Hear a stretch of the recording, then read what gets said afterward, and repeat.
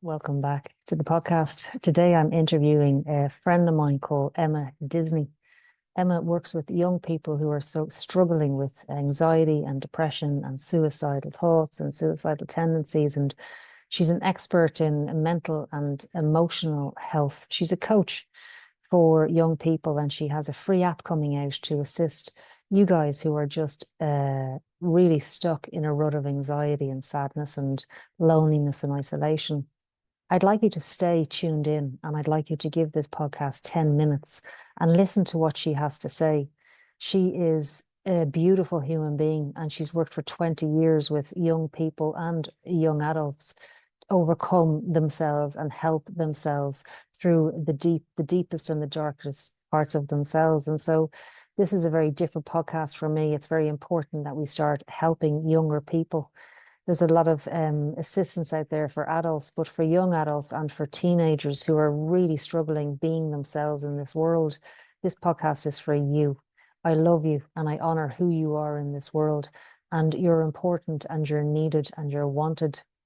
All I would say to you is that every single soul, every single person in this world doesn't feel enough. It's not just you. It's something that we all have to overcome. Not feeling enough it's just part of being human. And we each have a story, and you are not your story. You have a story, but you are not your story. And so please stay tuned. And myself here and Moonstone, say hi, Moonstone. We'll see you next time.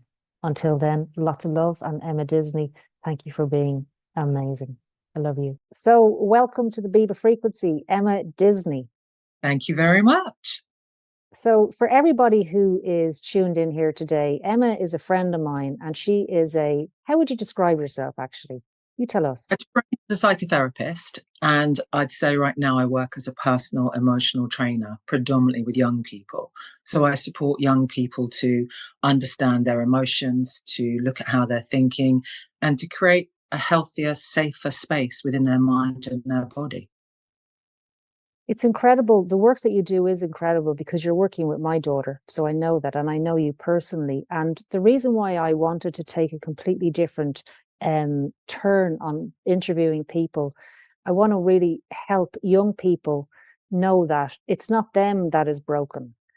It's the world they live in. It's not them. And so you are a very important part of this because of the work that you do with young people. So talk to them, give them a message there, let them tune in.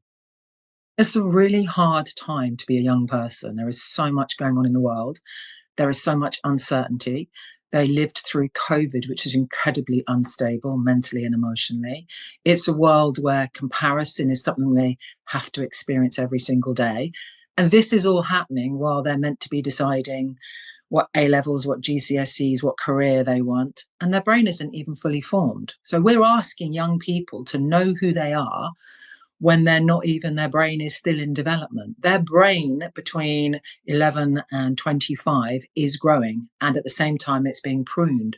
So it's like living in a force 8 gale in your head, and then you have to deal with who's putting what on social media, and then you have to deal with life can be overwhelming, and boyfriends, girlfriends, friends, school, college. It's a hard place to be a young person, and what I try and do is create and support young people to create safety within themselves. We all need a sanctuary, and I think our home should be within ourselves, within our mind, within our heart. But right now, because of the world, because of communication 24/7, because of social media, the world feels unsafe for a lot of people. So if it feels unsafe outside, it heightens unsafe inside. So what I aim to do is teach the young people I work with how to understand that they are their safe place. They can anchor themselves. They can understand the way they think, and also teach people how to feel. So many young people think about everything and they get lost in thought, and thought overwhelms them, and thought takes them to some really unsafe places. So I use the word personal emotional coach because I help youngsters learn how to feel their way through life and to trust their feelings and to sometimes question their thoughts. So not always to believe everything they think, because the brain is an amazing thought creating machine, organism. And it's a passion of mine. I think it's hard being a young person. I see lots of young people struggling with mental health conditions, with not wanting to be alive, with acting out, with just feeling out of control. And actually, it's our job as the adults, and it's my job as a therapist to help them find what they need to feel safe in being who they are and allowing the wisdom of themselves, of their uniqueness, to be their strength, not to try and compete and compare with whoever's putting whatever on social media. And it's a passion. If we don't invest in our youngsters, we're not supporting them to thrive. And that means they're stuck in a survival mode without the skills and the knowledge and the understanding of how to thrive. Wow. Okay. I'm actually just blown away by everything that you just said. You're so well equipped to assist the young people, and it's from very young people to in their early 20s of just this anxiety. Yeah, fear. The world is a fear-based place. If you look around you as adults, parents are scared of getting it wrong. Parents are scared of not doing what their friends' parents are doing. There's a lot of fear. If we come back to love, to acceptance, to trust, starting with ourselves and our relationship with ourselves, if we love ourselves enough, if we believe we are good enough, if we know that everything will work out, we're not fear-based, but the world is, the news is fear-based. What you read, what you see on social media, not good enough, not thin enough, not more enough, it's all about not being enough. So what I believe and what I witness is lots of youngsters are stuck in survival mode, mentally and emotionally. So if you imagine swimming, a lot of youngsters are just treading water, as are their parents. They haven't been taught how to swim. They're just maintaining stuck in the moment. And so it's our job, and this is why I love what I do, to support people, to support youngsters, to support themselves. Everyone deserves to thrive. Everyone deserves to know how it feels to feel good. And that's about choices, and that's about healing, and that's about self acceptance. As I listen to you talk, I've got this overwhelming feeling of, but how, right? I'm thinking this insurmountable, and insurmountable means how do I get to feel good when everything in my home is not good and everything within me doesn't feel right? And I know we're going to talk about this a little bit later about you're creating an app, a free app, a Yes, free resource for these incredible, beautiful souls that are on the planet that are actually here to teach us. They're completely. they're changing reality, one kid at a time, and the ones that are sticking it out and the ones that haven't left and the ones that haven't checked out because they come into a world that is in the middle of the biggest transformation that ever was. You are born into this world to change it, and you that's a mission you've taken on. That's my understanding. And so what you're saying is we're here to support them because there's not a lot of support in place. That's what I've noticed. Even here in Ireland, like, you're really talking to the wall. Mm. It's There aren't continue. there aren't the resources, but actually, when you say where do you begin, it's a bit like Mm. building a house. You begin with the first brick, you lay the foundation. So when someone comes to see me and I start working with them, we start with, how are you? What are you feeling? So we start with the very basics. In this moment right now, how are you doing? And then I say to them, what's happened? So then we'll look at a timeline of whether it's from birth to today, whether it's the last 5 years, and we look at all the things they've been through. And then I say to them, so if you were to watch this as a film and you were to see your life as a film, what would you be saying to you on that screen? So we start to get them to see, and this isn't about blame, it's about awareness.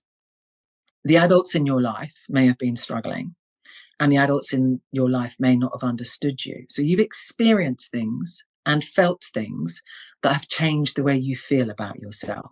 And it's not about saying they did this, they did that. That could be a step. It's about saying, what do I need to do to accept myself? What do I need to do? What skills do I need to learn? What do I need to unlearn? How can I ground myself? How can I regulate myself? So initially, it's understanding the journey to that person's place in being in the moment. And then it's looking at putting scaffolding in place What do we need to do to support you? Is it breath work? Is it learning how to write a journal? Is it that going for a run, drawing a picture, putting on some music? So we then work through what resources would support you. And once the scaffolding's in place, which takes a few sessions, we then say, do you want to look at the feelings that were too scary to look at? Do you want to look at the overwhelm? Do you want to feel what you haven't felt? We also look at how they think, because as you know, and I know, when you have a feeling, most people think it, oh my God, I'm feeling sad. Why am I feeling sad? What's going on for sadness? To then go into their head, they then exaggerate the sadness by going, it could be that, it could be that, it could be that. They miss actually sitting in it. And then the sadness becomes overwhelming. So then it becomes fearful. So I teach kids to sit with feelings and say, okay, this is sadness. And then we meet the sadness. What does the sadness say to you? How could you feel it? What would you do if your best friend was sad? How would you want to soothe them?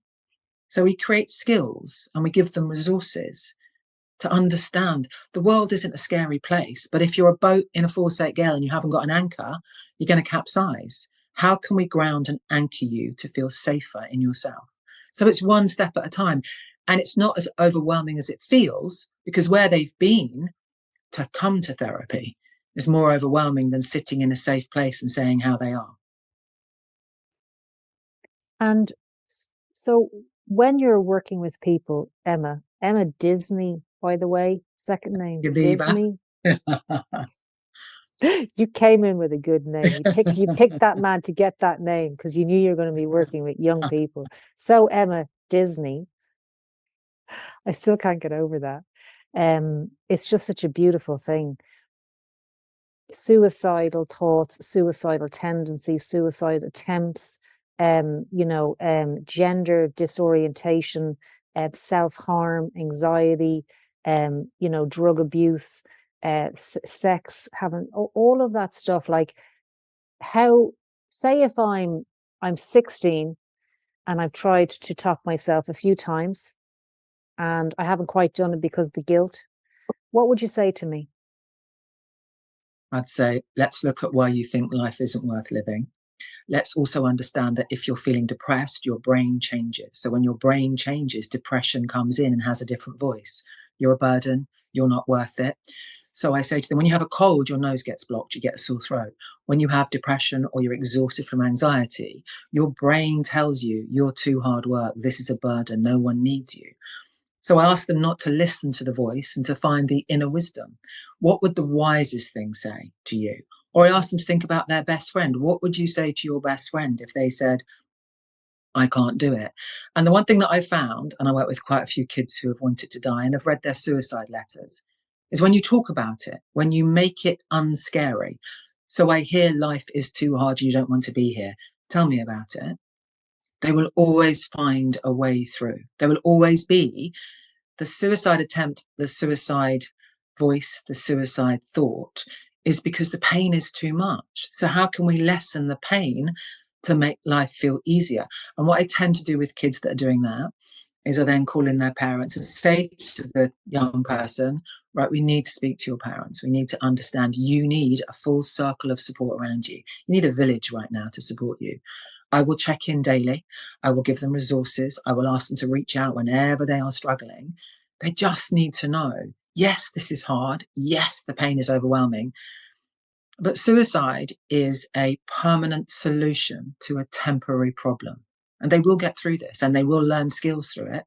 And they will learn that killing themselves is not an option. And actually, it's not even them killing them.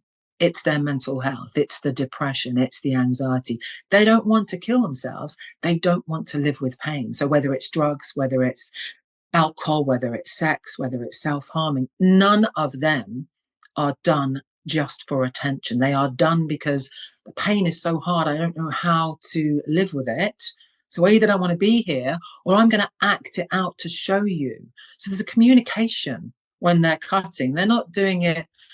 Some parents say to me, and does it really help them? And I'm like, it might help your young person to understand the pain is trapped. And when they cut, they believe, like a smoker believes when they have a cigarette, or a drinker when they have a drink, that cutting will help them release. I said, so we need to find different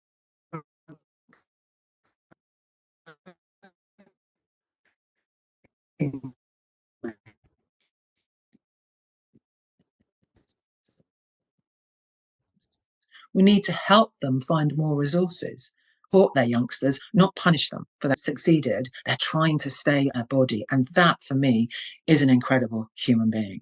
And it breaks my heart when you hear of youngsters that kill themselves. They didn't get the resources they needed to live through the pain of their darkest days, the pain of their brain turned against them in depression or anxiety, because that's what happened. They didn't want to kill themselves. They didn't want to live with pain. And I know that because I've sat with hundreds, thousands of teenagers that have read suicide letters, have said, I can't be here. And not one of them, thank God, has killed themselves. Wow.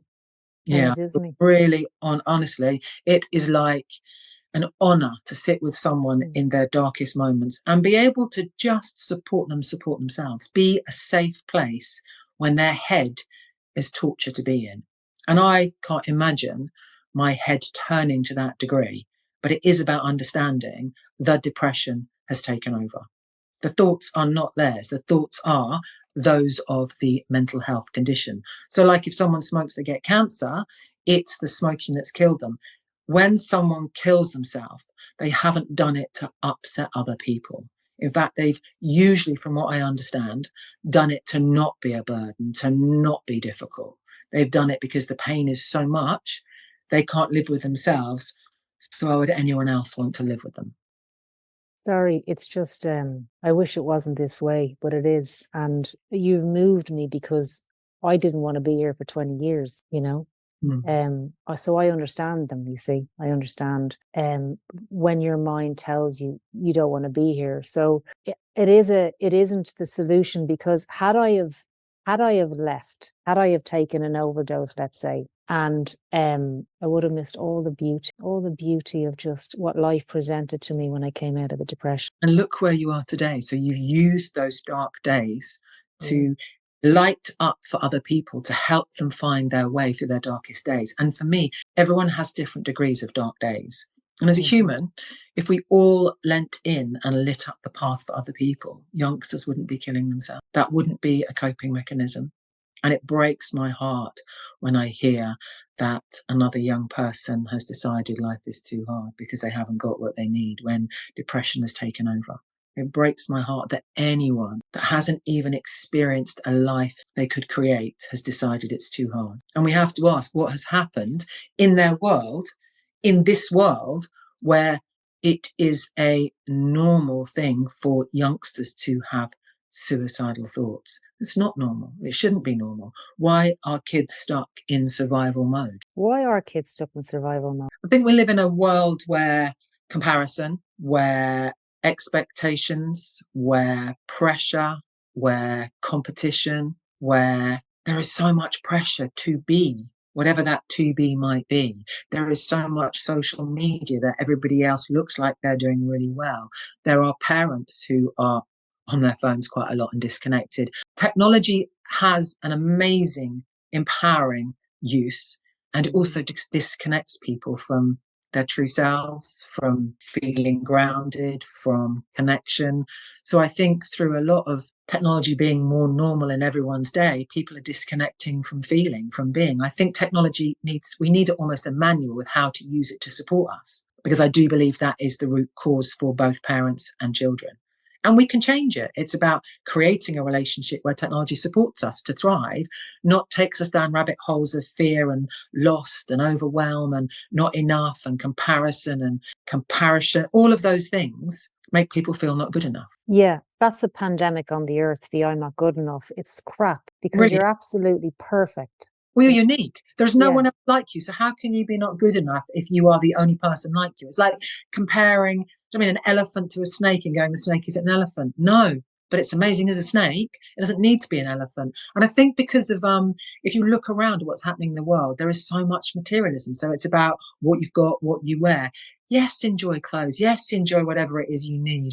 But you don't need to have that to be a good person. And I think perhaps the definition of a good person has become what you own, how you look, what you do, as opposed to who you are. And the basis is who you are is the most important part of you. That's the most unique part of you, not your handbag, not your shoes, not your trainers, not your phone, not your watch. It's who you are. It is who you are, because you have a unique expression on this earth, and you came in here with a unique expression, and this earth wants you to be here, and we want you to be here, and you want me to be here. Like, there's so much love available, and life is actually, it's blown me away. When I came out of the darkness, it was like I was a hostage inside of myself. It's like I was tied to a chair and something else took over. And when that shifted, I cried every day because of the beauty of being free from that, but just the beauty of life. And I was so grateful that I never left, because I got to experience well-being. And it goes beyond of not being enough. It's just, oh my gosh, I am actually just me, and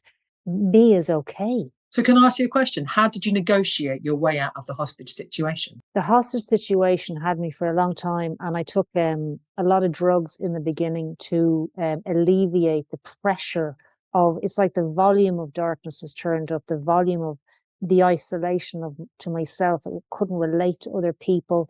I couldn't have proper communication, like real communication. You can get, hey, how's it going? But I mean, real connection. I didn't have a connection. I felt disconnected from the world.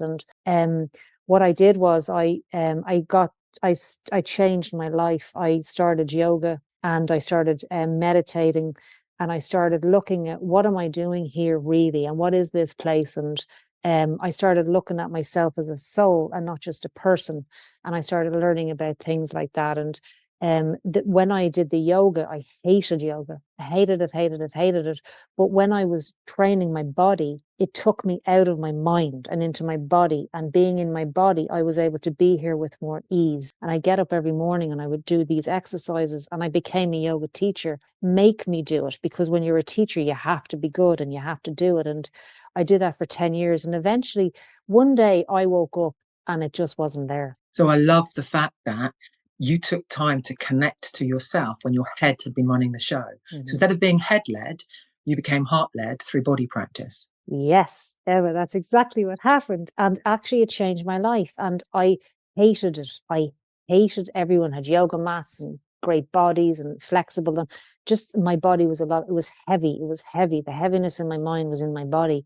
Yeah. But I worked through it. And I worked through it until it left, because I wasn't going to give up. I had to conquer this thing. I wasn't going to let it. I had to, because I loved my family too much to put them through that. And so, and isn't that powerful? Isn't that so? Knowing how much you loved your family ensured that you learned how to accept and love yourself despite the heaviness. Oh, despite the heaviness, absolutely. And when I woke up one morning, and it just wasn't. So I know that these young people, I know that that's available to them. Just don't lose sight of the beauty of what you are in this place. And life, to me now, I don't see problems. Solutions, love, yeah, Everywhere. It's everywhere. Solutions they're presented continuously. So let's say I'm 18. Yeah. And I'm beautiful, but I don't think I'm beautiful. Yeah. And I'm in a supermarket and I'm thinking about a guy I fancy, and I have a panic attack because I'm not good enough. What do I do?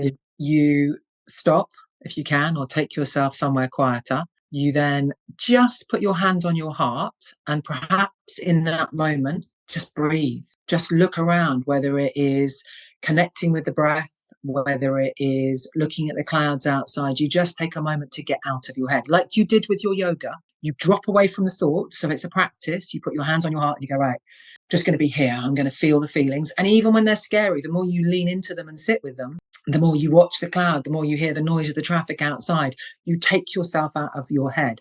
Because a panic attack feels like it comes from nowhere, but actually there have been thoughts that lead up to it. There has been a thought that says, I'm not enough. Oh my God, what if he likes, what if, da, da, da. And the thoughts get louder and louder and faster and faster. And with the thoughts comes the body. So the breath gets shorter and shallower. The adrenaline kicks in, the stress hormone, the cortisol kicks in. So your body thinks you're now in a fight or flight situation. So it goes to panic to almost save you from getting to that next level. If we come back into the present moment, like you did with yoga, come back into your breath, come back into being where you are, feeling your feet in your trainers, looking at clouds in the sky, and just become present. It will take a few moments to alleviate. It'll take moments just to soothe and calm down, but you're turning the volume down by getting out of your head. But what people do is they then go, oh my God, and I can't breathe. And so what happens is you then keep reiterating how panicked you are, which is understandable because they're really scary. And when people first have a panic attack, they think they might die. You won't ever die from a panic attack. You may pass out because your body needs to reset, but panic attacks happen because you're in your head, you're not in your body. So you've unconsciously created them. So you unlearn what it is that made you get to that place, and you start to become present. And when we're present, because this is the only moment, nothing is too much. And we can actually practice presence, whether it's with music, whether it's with touch, with sound, whether it's with our breath work, whether it's with writing. There are tasting a cup of tea and taking a moment, drinking a glass of water. Presence is practicing coming back into this moment, which gets us out of our head. But like you, I use drugs, I use drink, I use ways of harming myself when I was younger, in my young person years, because I didn't know how to get out of my head. I was stuck, like you, in this really uncomfortable bully place that was telling me I wasn't enough. So drugs took me out of it, drink took me out of it. But it's not a solution, it's an anesthetic. It just numbs it, doesn't make it go away. If we can practice presence or yoga or listening to music or singing or drawing or whatever it is that brings you a moment, a glimmer of connection, that will take you back to yourself. Exactly, Emma, because the moment you get a connection, you hold on to that connection and you expand on it. Which is exactly what happens when you go into panic. If you think about it, when you go into panic, you hold on to it and you make it worse, and then it becomes really difficult. So you do the same thing. So it's taking that skill over there and transferring it to pleasure. But if you haven't experienced pleasure growing up, if joy and safety isn't a natural, you have to begin really small. Your favorite song, doodling your name on a piece of paper, cloud watching for 2 minutes, finding your favorite, whatever it might be, a little bit of browsing on shopping, if that's what takes you out of your head. So I say to my clients, distraction is a really good thing if you need to change what you're doing. It's not a good thing when you get stuck there. But if panic is taking over and you want to listen to your favorite song and sing it out loud, do it. Distract yourself, because sitting in the panic isn't going to help you. Brilliant. That's such a brilliant tool. Distract yourself immediately. Yeah. Yeah, very, very, very, very good. This is awesome. And so when you've created, there's two questions I want to ask you. There's lots of questions I want to ask you, but two use your app. You're creating a free app with all of the resources for these beautiful souls, but you're also working with people, right? You also work one-to-one. Tell us about your one-to-one work if someone wants to communicate with you. What's the story there? I have been a therapist, personal emotional coach for 25 years. I had a really tragic situation in my life that changed what I was doing. And I was sent to go and see someone who didn't give me any reassurance. And I was in my late 20s. And I'd always wanted to be a therapist. So I thought, right, I'm going to use this opportunity in a dark day to train to be a therapist. I first went and worked as a Samaritan. So I sat with people and heard people that didn't want to be alive. And that was hard, but it taught me so many things about depression and suicide and how hard the human condition can be. I trained as a therapist and I've been working for 25 years, predominantly with young people, but I probably have 20% adults too. And I work with the parents of some of the young people. So we collaborate to support the young person. I see people however often they want to come, once a week, once a month, over the phone, over Zoom, and they have an hour and a half an hour if they want it, whatever works for them. I say to each client, each young person, this is about you. This is about finding a way for you to support yourself. I am here to support you learning how to support yourself. What I want for them is to have the understanding of who they are, to learn about what they need to support themselves, and then to create themselves. Because what happens when you first come into therapy is you're sitting with yourself and you haven't chosen who you are. You haven't chosen how you think, what you feel. You've been brought up in an environment that has told you who you are. You're good at this, you do this. So we uncover what personality type. Are you introvert? Are you extrovert? Do you sense things? Do you feel things? Are you aware of things? We uncover for that person who they are. And that's really powerful. If someone's an introvert and they're being made to go out into the world and do numerous things that are uncomfortable, they're going to feel anxious. And if someone's an extrovert and they're locking themselves away, it's kind of a form of self-harm. So we understand how they are, who they are. We explore what they need to support them. There's always homework, but it's a homework they don't have to do. I invite them to do. Would you like to make a playlist for when you're sad? Would you like to write a journal? Would you like to go for a walk with a friend? Would you like to share with someone how you feel? I ask them to just practice skills that will support them. And we look at all the things they need to unlearn. So some kids have had really high maintenance parents who've got expectations for them. So I ask them to unlearn what's expected of you. You do you. I ask them to unlearn that bully in their head that's telling them they're not good enough and they should do this. I ask them to look at the way they think, to unlearn the things that no longer serve them. So it's almost like we are looking at how they got to be who they are and working out, okay, which bit of this needs to say and support you and which bits of this is actually harming. And then we get to practice the skills that do that. And they check in. And for me, some of the kids I have worked with, all of the kids I have worked with is an honour. And some of them are kids that then got rock up to school, but they turn up to therapy early. They don't communicate with people, but they sit and open their heart. Some of these kids people have perceptions of them. And the human I see that sits in front of me blows me away. Literally, there is not one client that I haven't thought, I'm honoured. And I get they act out, they swear, it's incredible. I would never do it. But if I could say to someone, we should record this so you could see this later on in life, you get to see the truth of who someone is, who they're actually safe to be, everything they want to be and to say. And that gives them permission. You're enough, just as you are. You don't have to do anything to be more, which in today's world, as an adult, especially as a young person, how often do people feel enough, accepted, understood, heard, seen? It's about that. And we have to start that with the relationship with ourselves. And the relationship with ourselves starts with how we were seen growing up. So if we've got a parent who's got a mental health issue or who's not stable, who's been in and out of relationships, who's had issues, they're going to relate to us through their wounding. And then we're going to see that we're not enough because that's how we've been related to. So it's about reclaiming the young person for who they authentically are and then building on that and showing them. I mean, honestly, I get so excited when a young person comes in, they're like fed up. And I'm like, okay, well, what does excite you? And then they tell me, and then you can see their face change. And all of a sudden, they find their reasons to want to change. And the fact they show up every week, every other week, every month, and they engage. Wow. It's an honour. It really is an honour. Well, you really get to see them, right? Oh, and yeah. You're blown away by the beauty of them just as they are in their own. So here's the thing I just want to say before I ask about this app that you've created is I work with adults.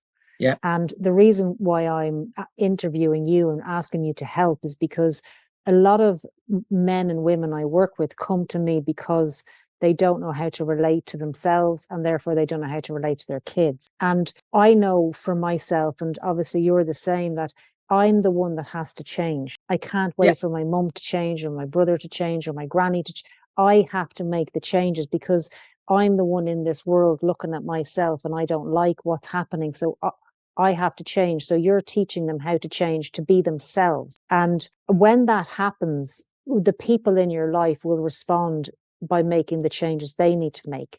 It's like you have to become your own parent. You have to learn to mind yourself. You have to learn to, and these are very beautiful things when you learn to love yourself, mind yourself, parent yourself. And this is how I talk to adults. I say, you have to become your own parent because they're still pissed off with their mum and dad and they're 60. Yeah. And so what happened is I wrote a book about 5 years ago called Teenapause, Reparent Yourself to Raise Conscious Kids. And it's all about our kids show us who we are. So if one of my children, and they're now young adults, is acting a certain way, I have to look and go, okay, did I teach them that? What in me needs to do the work so that if I can do the healing on my level, then my child, young person will understand what they need to do. So for me, as a parent, we have a responsibility to not point at the young person and go, why are you doing that, that, and that? But to draw close and say, what can I do to support you? What would make you feel safer? And then to look at what do we need to do to make ourselves feel safer, calmer, regulated, more at home in ourselves, and then to reparent what we never got. What I have found, talking to parents and young people, is a lot of parents give their kids what they never had. So they might not have had attention, they might not have had days out, designer bits, or whatever it might be. So they give their kids all of that, but their kids never not had it. So instead of giving it to themselves as the parent, they're giving it inward to their child, and they're missing out on things that their child actually needs. The thing that most young people want is a connection with one of their caregivers that is their safe space, to be seen, to be heard, to be understood. And it's on their terms. They're the young people, because they have got this brainstorm going on in their mind. So, you know, making opportunities to sit in the car and go for a ride together, to go for a walk, to whatever it might be, watching a film together, watching their favorite program together. For me, as the parent, it is my job to role model and to be what I'm asking my children to want for themselves. So if I want healthy children, I have to be healthy. If I want to have mindfully aware children, I have to be mindfully aware. I can't expect them to do what I haven't done. That's like asking a child to speak a language that we've never spoken. Why aren't you speaking Italian? Well, you don't speak Italian. Oh, okay.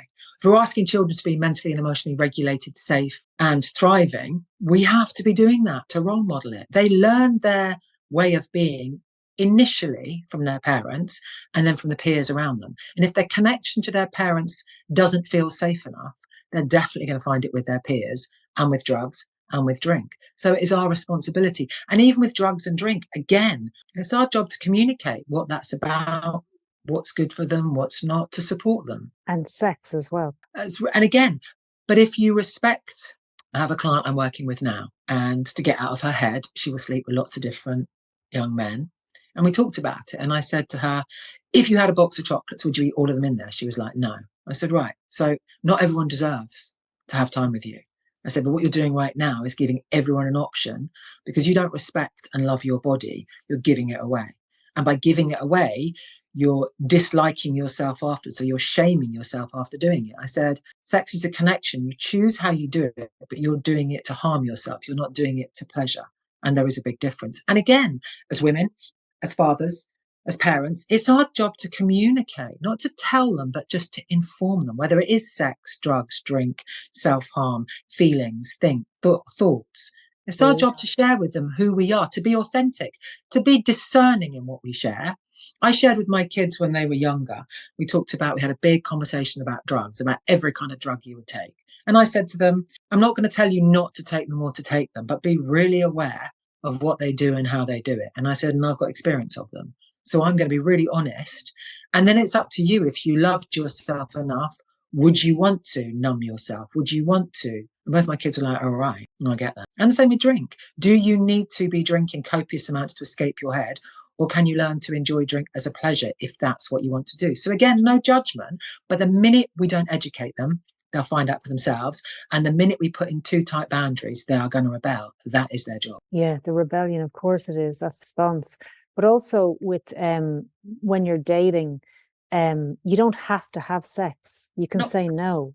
I didn't know that. I had sex with people because I was looking for love. Connection. I just wanted a connection, but I never got it in sex or kissing, or I just didn't. Well, you wouldn't get it from someone else if you haven't got it from yourself.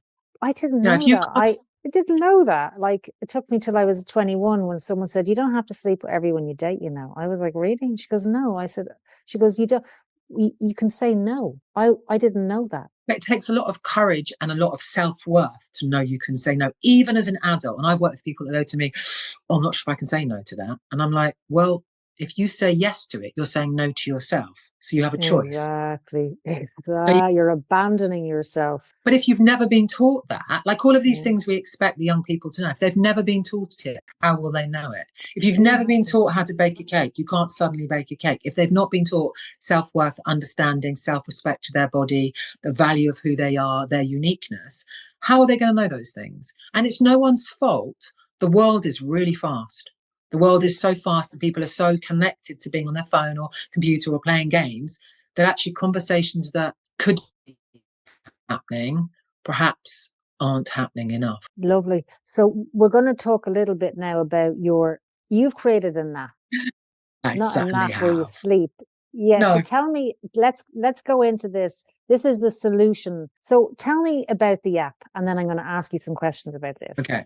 So the app it's called My Life Me, which stands for My Life Mentally and Emotionally. And it's a tool that people can use, young people and other age people, to learn how to check in with themselves mentally and emotionally, to understand how they're thinking and they're feeling, to create a daily ritual of connecting into themselves before they go out in the world. It also has resources. So it has voice notes, it has fact sheets, it has worksheets, it has ideas as how to support yourself. It's a tool. Well, it's got a me coach, a mental and emotional coach that supports you to find what you need to support yourself. We all can do with being supported, and not everyone knows how to support us. And in fact, we need to know how to support ourselves first, because that's the most important relationship in our life. So My Life Me is about, it's really simple. You sign in and you do a mood scale. So you understand what your naught is, what your 10 is, and then either the app will help you create that mood scale or you make it for yourself. And then you do a timeline. So you explore what has happened 5 or 6 times over the last, 10, 20 years. So you get an understanding of who you are. It then has moments where you check in with your energy, with how much stress you've got, and then it guides you to do things to support yourself. So then you've put in resources and we've given resources. So it's a place where you learn to make yourself feel safe with the app. And the whole idea was for it. I had the idea about 12 years ago, and then life got busy, and then I didn't want to not be there for my kids. And then a couple of years ago, someone my daughter knew took their life, and I was like, right, I have to do this. People have to understand it. It came about because it feels like young people are stuck in survival, and I want to give them the skills to learn how to thrive. And I equate it to my daughter, and we were talking about it. You get the highway code when you want to be a, and the highway code allows you to have the skills to be a safe driver. I want My Life Me to teach every young person and adult how to be a thriver, how to learn to thrive mentally and emotionally. Because when you think well and when you feel well where you're going, when you feel safe in yourself, you feel. I think she got cut off. We wait for her to come back. Isn't she amazing? Here she is. Hello, darling. Isn't she just a miracle? And that's better. What did you just say, my lovely? Thank you for coming back. You got disconnected there for a sec. Yeah. Yeah, but you're back. You're like a mirage. Apologies. I'm gonna go for some questions now, okay? So tell me about Please do. okay, so let's just begin with what inspired you to create the My Life Me app? I believe that everyone needs the skills to learn how to thrive. And I think a lot of people, young people, all age people, are stuck in survival mode when it comes to mental health and emotional well-being. So it's predominantly about learning how to feel well and safe in yourself mentally and emotionally. And what about My Life Me? Like, what does that mean? My life mentally and emotionally. So the me is about us being ourselves, and then us looking after ourselves mentally and emotionally. So if it was Biba at My Life mentally and emotionally. Nice. Okay, so you're connecting the mind and the heart. Completely. And tell me about what need or gap in mental and emotional well-being are you you're hoping to fill with this app? I want people to feel safe in themselves. I think a lot of the market is about paying to understand who you are. And for me, everyone deserves to thrive. So it's a free app that everyone will have access to. If we all do the work mentally and emotionally, if we all understand ourselves, our thinking, our feelings, then we all learn to regulate more. Then we're creating a safer world. We're creating a regulated world where we can be our healthier self, not our best self. We can learn to be healthier. I really like the sound of that. So can you walk us through a couple of the features of the app? Certainly. So the mood scale is where you check in with yourself. So either the app will help you make it or you make your own mood scale. So say my naught is overwhelmed and my 10 is deeply grateful. And then either the app will fill those in from naught to 10 or I will fill it in. And then every day or whenever I want to, 3 times a day, I can check in and go, okay, I'm a 5 today because X, Y, and Z has happened. And the app will say, do you want to look at your energy battery and see how you're doing? And I might then see, so I'm a 5 when it comes to my mood. My energy is now a 2 on my battery, so I've used a lot of energy. My stress bucket might be overflow, and it will say, what resource would you like to go to? And on the resource page, we have, and the safe is a place where you keep all the resources and skills. I think the thing that fuels a lot will then remind you, hey, Emma, why don't you go and look so you feel safe? So it's a way of checking in to come back to regulation, as opposed to get stuck in being dysregulated or overwhelmed. It's very simple, but it's very effective because it's what I use in therapy. So it's what I've always done with the young people, put into an app. So I'm supporting people to support themselves. It's that simple. It's a bit like the highway code or a recipe book or a playlist. If you know what you want on your playlist in your recipe and you put it in, you get what you want out of it. This is a recipe for us to understand ourselves, to learn about ourselves, and then to create a healthier. And that's the word I love. I want to be healthier mentally and emotionally, because if I feel healthier and I'm thinking healthier, I'm going to feel good about my life, about myself. Yeah, because it's real. Yeah. It's not about having to have anything. It's about going inside with compassion,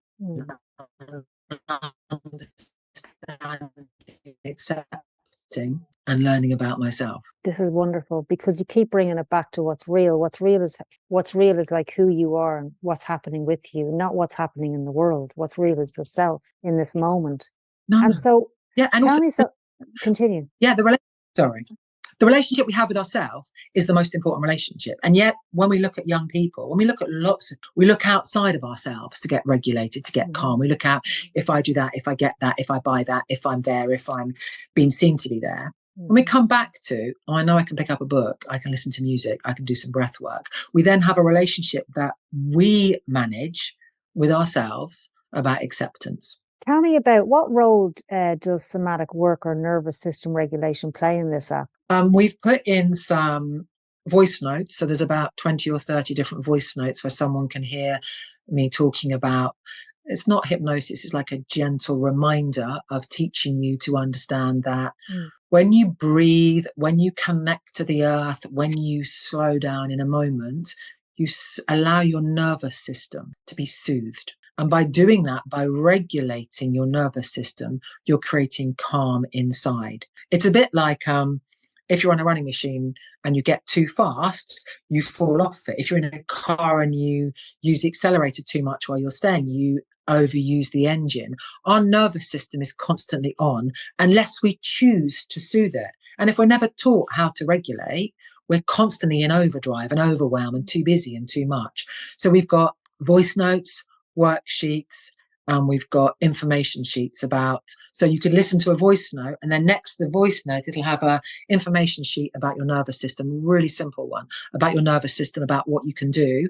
And then next to that is a worksheet that asks you or reminds you of things that you can do to regulate your nervous system. Wow, this is really, really good. And so there's tools and exercises that the users can return during moments of sadness and stress, right? What the user does is the user then can decide to put them in their safe. So every time they're feeling unsafe, you go to your safe and you might have that voice note, you might have that list of resources you want to do. So your safe is full of your personal, unique resources that will support you to, if you're a 3, go to a 4, if you're a 5, go to a 6, that will take you up your mood scale. This is 20 years of understanding what people are going through in an app. A simple app for 20 years. Yeah, and you know, it's simple because I want people to have access. When you're overwhelmed, when you're in a dark place, when life feels too much, that's when we all know what we should do. And that's when it's really hard to find what we should do. But if you use this app, a bit like you did yoga, if we use the app every day, good, bad, indifferent, by the time we get to the challenging days, it's going to be a natural habit, like it is for people to pick up their phone. And for me, when I first thought about it, it had to be an app because everybody's on their phone.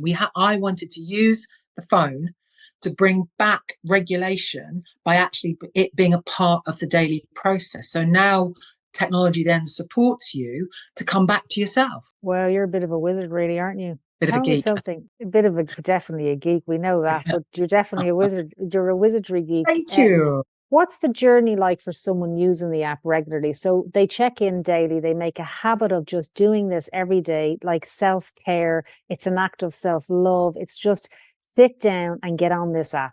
Sit down and make time for yourself. Make time for what you need to make yourself feel healthier mentally and emotionally. The journey is a bit like people go onto Instagram every single day and they look Yeah. at things, or TikTok, and they look at things for hours and hours and hours. And they get off feeling like they've looked at things for hours and hours and hours. With Yeah. this app, 5-10 minutes, you get off feeling, I know what I need to do to feel better. So it's not about, it's about using the app to enhance how you feel and how you think. So it's well-being. You're creating well-being by using it. You're supporting yourself to support yourself to get through whatever it is you're going through. It's a solution to the problem.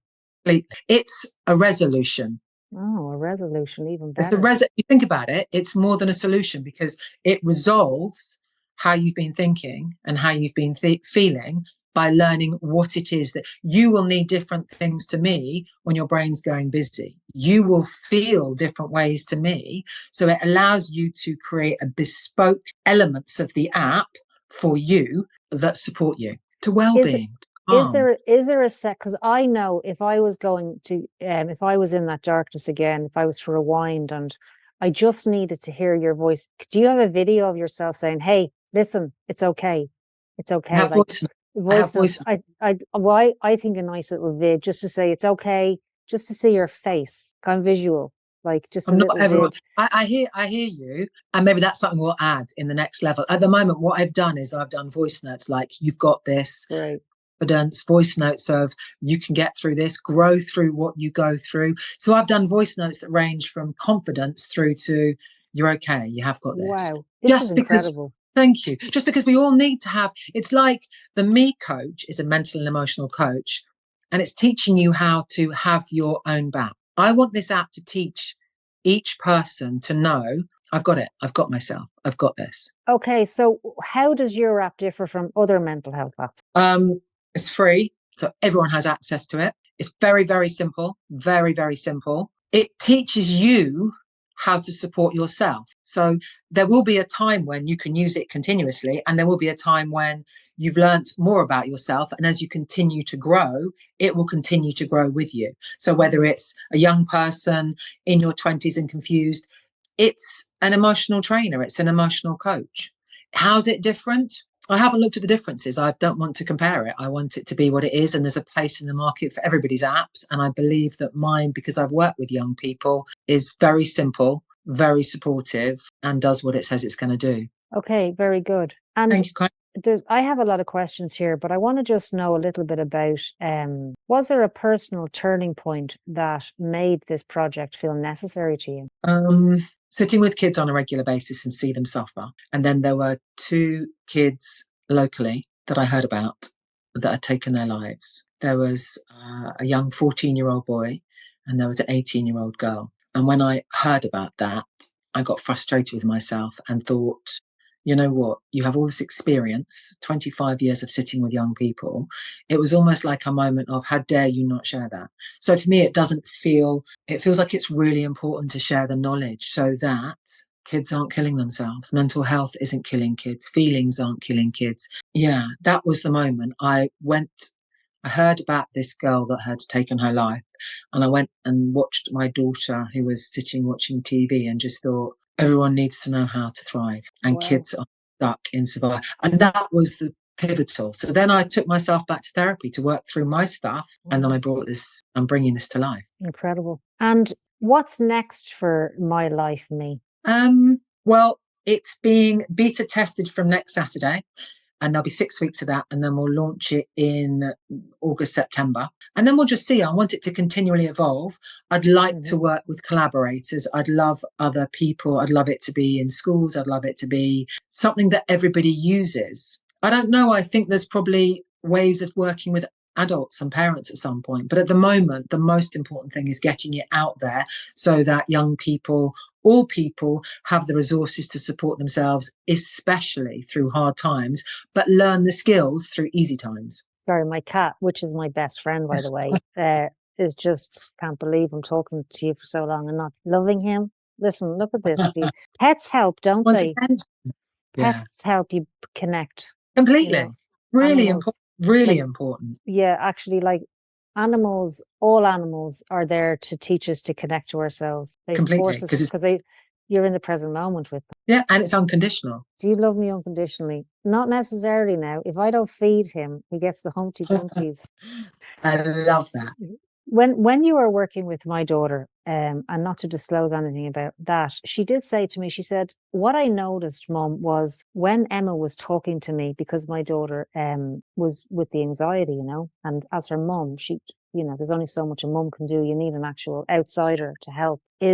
She said, it wasn't like I had to cope with anxiety. She said, I can learn to live a calm life. Well, I Tell don't know that me she's about okay that. with me sharing this. Well, people have learnt to understand that, or believe that life is hard work, and we have to just get on with it. But that's a learnt belief from a parent, or that's a situation where they've been told by someone, learn how to manage your anxiety. Well, that's like saying you've broken your leg, don't put a plaster cast on it, learn to live with a broken leg. And we'd never say that. The brain needs, and our heart needs, to know what it needs to heal. So if we're living with anxiety or depression or OCD or whatever it might be, it's learning how to soothe it, to ease it, and to learn the skills to resolve and heal it. So when a client has said, help me live with anxiety, I'm like, no, I can't do that. They're like, why not? And I go, because I want you to be calm. I want you to learn how to live with calm. Why would I want to give you the skills? Because it's still anxiety focused. So it can be a moment where you see a client go, oh, I've learned this, so I can unlearn it. This isn't who I am. It's not who a person is. It's how they've learned to manage life because life has felt hard. Yeah, it's not like I'm anxiety. It's anxiety No, has presented itself to me in life. And I'm just like, that's not me. It's in my life, but it's not me. I have to learn as me. It's not, I have to learn to live with this and manage this thing what is that's it hovering. called? Yeah, you don't say, I am a cold, I am a sore throat, I am flu. You say, I have flu, I have. So when people have a mental health condition or are feeling overwhelmed, I have anxiety, I have depression. Okay, well, let's look at how it's made you think and how it's made you feel. Let's look at what you need. Let's look at what you don't need. So it's pulling it apart, because some of the things with anxiety are learnt coping mechanisms when life has felt too much. And then they become habits, and then the habits become ingrained. So it's understanding, how do you think? What are you feeling? What are you doing to support yourself? What are you not doing to support yourself? And it's putting a program and a structure in place to support the journey to calm. And it is a journey to calm. Life is a journey, and growing through stuff is a journey. So bring me now. I'm 16 and I've been Yep. working with you for 2 years because I Yep. love, or let's just say I'm 16. I've been on WhatsApp with you regularly for 2 years. What does it look like for me after working with you for a long period of time and getting to know myself? What can a young person expect to achieve within themselves? Safety, So, safe in their mind and safe in their body. They can know that even on the Force 8 Gale days, they have the resources, they have the support network, they have the understanding to bring themselves back to calm. So it's actually teaching the young person, you've got this. Be your best supporter, and remember what it is that allows you to grow through your times. There's an American professor. He's called Arthur Brooke, I believe. And he has this amazing on, I think it is Insta, and he says, don't waste your suffering. And so what I say to kids I work with is grow through what you go through. Everything you're going through, you will learn about yourself. You will unlearn about yourself. You will discover more. You'll explore more. Every situation we go through, we can grow through. And what he says, and I love this, Arthur Brooke, he says, don't waste your suffering. When you go through a hard time, sit down and write, this is what I'm going through. This is how I am feeling. Go back a week later. This is what I went through. This is what I am feeling. Go back a month later. This is what I went through. This is how I am feeling. He said, and when you move forward, you start to get excited that every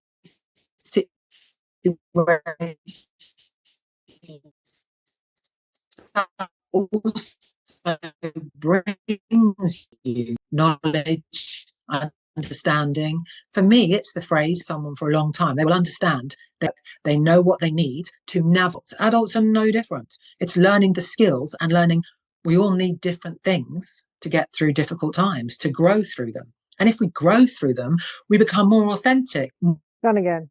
Where is she? We give her a second, will we? Emma Disney, we need you back. I love this. Listen, it's been so good to talk to you. And are you available to work with young people if they communicate with you, if they want to reach out to you? I haven't got much space right now, but if any young person reaches out to me, I will refer them to someone else. If they choose to reach out, whether it's through email or whether it's through a text, I will put them in the right place. I will do what I can to support them finding what they need. And if anyone wants to beta test the app, I'm more than happy to lend that to them and they become part of the role of checking it out and seeing how it works. So that might help them too. This is wonderful. So how did they reach you? Either my email address, which is edisney7@iCloud, or my phone number, which I believe you've got, they can text me, which is 07976 279 624. And if they text me, I will get back to them. So that's the coordinates to Disneyland, is it? That's the one. So what I'll do is, you're a very brave woman putting your number on the internet. You're all heart. So I'll just put your information on the description. Perfect. That's perfect. And then when they might want to test your app before it comes out to give you some feedback, they can communicate with you directly. And then when the app comes out, I'll add this to the description as well. Thank you very much, my lovely. And is there anything else you'd like to say to somebody who's just done with all of it? They're just done making the effort and they're tired and they're thinking, okay, I'm going to wait for this app now and see if it helps. Or what would you say to that one right now? I'd say to that one right now, imagine it was your best friend that was feeling done, had enough. What would you want to say to them? What would you want to do for them? And how would you support them? Because actually, it's really easy when it's someone we love. It's not always as easy when it's ourselves. But if we think about that person we love and what we would do for them, and then do that for ourselves. Beautiful. And what I would say to anybody who is going through what you're going through is the fact that you're still here is incredible. And it shows your resilience and it shows your strength that you haven't left. Yeah. Like if I could give you a lifetime achievement award for going through this and even being interested in getting out of it and not giving up on yourself, not abandoning yourself, even when all around you seems to not make sense. The fact that you're here doing this, the darkness that you're in and the difficultness that you're in is amplified. And when you come out of this, because you will come out of this, the beauty and the joy in your life will be it's the opposite. So as heavy as you are now is a reflection of how good you're going to feel. That's what I experienced. That is the darkness that I was in for so long within myself. Now I have so much love and wellness and safety in my life. I have so much of it because it was so dark and now it's so light. It's overpouring and I'm able to help a lot of people. So what you're going through is part of your soul's journey. Okay. Keep right. Would you say that to that part of you that was in the darkness? What would you say? Just one sentence to that you that was in that darkness. What would you say to her? Don't give up. Okay. And that's it. Don't give up. That's it. Don't give. I look, Emma's practical. I'm way out on the cloud over there. And Emma's like, come back. Let's go. That's what I love about you. And you're very good with everything. And I know how you write and you've written books and you're writing another book. Isn't that correct? Yes, there's one in the upcoming future. Going back to that, don't give up. Yeah. But I'd like that phrase to be even more. Don't give up on yourself. Beautiful. Because actually that's what it comes down to. Don't give up on yourself. Yes, because absolutely. The next chapter might be the most incredible. And actually you haven't turned the page yet. So don't give up on yourself. It's a joy. Thank you so much for having me. Until next time. With much love. Take care, my darling. Until next time. Bye. Right.